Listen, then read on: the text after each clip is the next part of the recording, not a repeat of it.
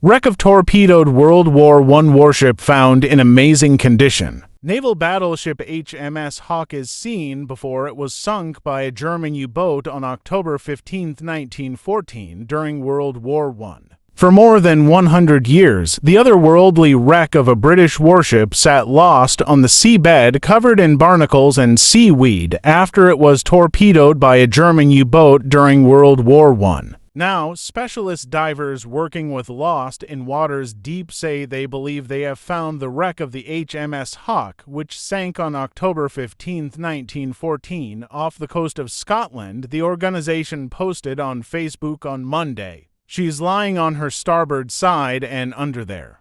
Seems to be quite intact, Will Schwartz, one of the divers, told CNN in a phone interview on Friday. The guns look as if they're still active. They're so highly polished it's unbelievable.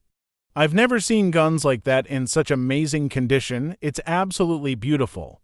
But we're very aware that 524 lads lost their lives on it. It took just 7 minutes for the warship to slip beneath the waves once it had been hit, Schwartz said, adding that historians believe the ship's magazine, where ammunition was stored, exploded. As a result, 524 sailors lost their lives, including many cadets who were younger than 18 years old.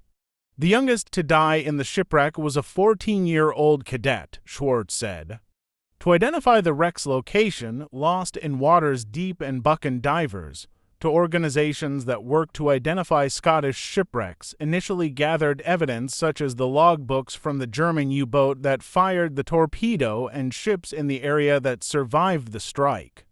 Armed with that information, the team examined the Admiralty charts in the area and scanned the seabed in the local area in attempt to find the ship. We actually went to that to find there was nothing there, but fortuitously we ran over a large object on the seabed which we decided looked ship-shape enough to try to dive on it. Once the divers came across the object, they descended to 110 meters, 361 feet below the surface, where they discovered the long-lost shipwreck this past Sunday, Schwartz said. Due to the depth of the shipwreck, they were only able to stay for about 20 minutes and returned on Wednesday for another exploratory dive, he added. You can't see personal human remains, he said, but you can see crockery, cups and saucers. Some of the bridge gear is still there and navigation equipment.